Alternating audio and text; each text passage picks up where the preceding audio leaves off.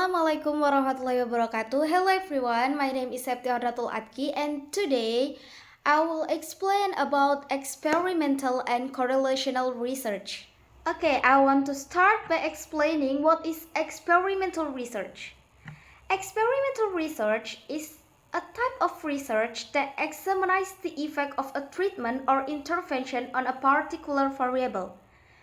Okay, in this research, the researcher applies on a treatment and then measures the result to see whether there is a significant change. Usually, this experiment research involves three main steps. There is a pre-test, a treatment itself, and a post-test. This design helps us understand the impact of the intervention clearly. Okay, next is about research title and research background experiment. My research title here is the effect of using guided reading activities on students' reading comprehension in EFL classroom. And the research background experiment here is, first, many EFL students still have difficulty understanding reading text. And the second, students often read without guidance, making it difficult for them to grasp the main ideas and important details. And the last is guided reading activities are expected to help improve students' reading comprehension. Okay, next is about research problem and variables. The research problem: is there a significant effect of guided reading activities on students' reading comprehension in EFL classes? And the research variable is independent variable, guided reading activities, and the dependent variable is students' reading comprehension. Okay, next is about the scale measurement and hypothesis. The scale measurement is using an interval scale. And the hypothesis, the null hypothesis is there is no significant difference in students' reading comprehension before and after the implementation of guided reading activities. And the alternative hypothesis is there is a significant difference in students' reading comprehension before and after the implementation guided reading activities. Okay, next is about the data analysis. Jadi, di situ ada 10 orang siswa yang telah melakukan pre-test dan post-test. Berikut ada datanya. Next is about solve the problem using SPSS, yaitu yang pertama kita ke variabel view. Nah, di situ kita tulis pre-test di kolom name dan di kolom label kita tulis pre-test reading comprehension. Di bawahnya kita tulis post-test. Di kolom labelnya kita tulis post-test reading comprehension. Jangan lupa desimalnya dirubah menjadi 0 ya. Kemudian kita beralih ke data view. Setelah itu kita masukkan datanya. Masukkan data skor pre-test dan post-testnya. Kemudian selanjutnya kita klik analyze. Analyze di atas itu, kemudian nanti ada compare mean, kita klik compare means, kemudian ke paired sample t-test, kita klik itu. Nah, kemudian klik pre-test reading comprehension, pindahkan ke kolom sebelah kanan yang di variable 1. Kemudian post-test reading comprehension pindahkan juga di kolom sebelah kanan yang di variable 2. Kemudian klik OK. Next is about the interpretation and the conclusion.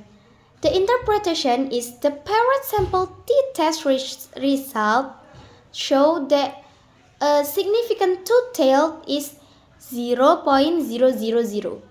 Since the value is lower than 0.005, so the null hypothesis is rejected. This indicates that the students' reading comprehension scores of the pre-test and post-test are significantly different. So the conclusion is, since the null hypothesis was rejected, it can be concluded that guided reading activities are effective in improving reading skills in EFL learning.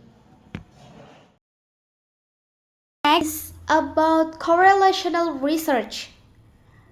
Okay, what is correlational research?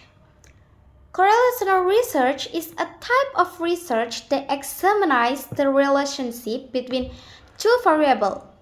In this research, the researcher does not give any treatment, but only observes and measures the variables.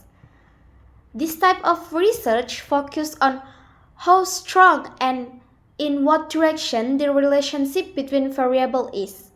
Okay, my research title here is the correlation between reading motivation and reading confidence on EFL students. And the research experiment background is motivation and self-confidence adalah faktor penting dalam kemampuan membaca siswa. Students who are highly motivated biasanya akan lebih percaya diri ketika membaca. Namun, hubungan antara reading motivation and self-confidence ini masih perlu dibuktikan secara statistik untuk mengetahui seberapa kuat korelasi antara keduanya. Okay, next is about the research problem and variables. The research problem. Is there a significant correlation between students' reading motivation and their reading confidence in EFL classes? And the research variable, the variable X is reading motivation and the variable Y is reading confidence. Okay, next is about scale measurement and hypothesis. Okay, the scale measurement is we are using the Likert scale. And the hypothesis, the null hypothesis is there is no significant relationship between students' reading motivation and their confidence. And the alternative hypothesis is there is a significant relationship between students' reading motivation and their reading confidence. Okay, for the next, there is a data analysis. Di situ ada students' motivation sama students' confidence.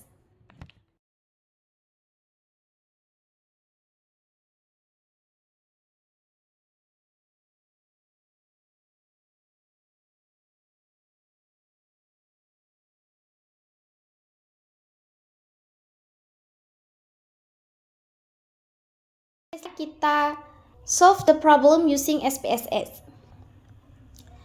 Oke, pertama kita ke variable view. Nah, di situ di kolom name kita tulis motivation. Kemudian di kolom label kita tulis reading motivation score.